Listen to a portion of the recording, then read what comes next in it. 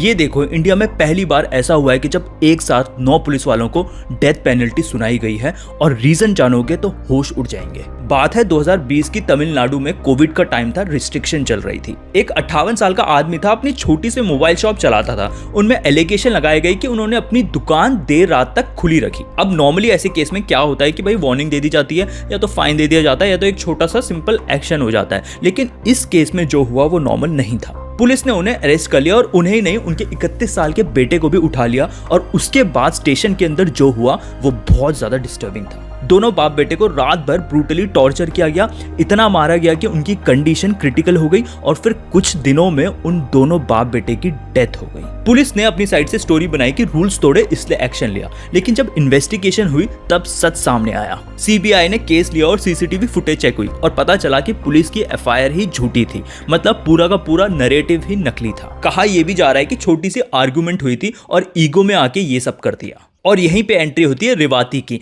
एक head constable और इस केस की आई विटनेस। उन्होंने पूरे प्रेशर के बावजूद सच बोलना नहीं छोड़ा और कोर्ट में बताया कि हाँ, टॉर्चर हुआ था। उन्होंने ये भी बताया कि स्टेशन के अंदर दीवारों पे और लाठियों पे खून के निशान थे, जिन्हें बाद में साफ करने की कोशिश करी गई। उनके टेस्टिमनी ने पूरा केस टर्न कर दिया, और आज उन 9 पुलिस वालों को डेथ पेनल्टी सुनाई गई। ये स्टोरी सिर्फ क्राइम की नहीं है, एक रिमाइंडर है कि यूनिफॉर्म पावर देती है पर इम्यूनिटी नहीं। और जब पावर का मिसयूज होता है तो जस्टिस लेट आ सकता है, पर आता जरूर है।